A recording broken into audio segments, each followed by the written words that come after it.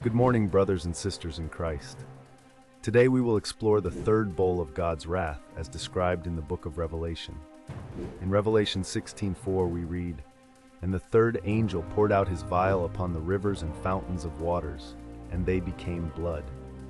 This terrifying vision of the rivers and springs of water turning to blood signifies another profound act of divine judgment. Water, a source of life and sustenance, is transformed into blood, rendering it undrinkable and unusable. This plague highlights the severity of God's response to the persistent sin and rebellion of humanity. The imagery of water turning into blood is not new to the Bible. It echoes the first plague in Egypt when Moses struck the Nile and it turned to blood, Exodus 7:20-21. Just as the Egyptian plague was a direct judgment against the false gods of Egypt, the third bowl of wrath targets the sources of life that people have taken for granted, emphasizing that God alone is the true source of life and sustenance.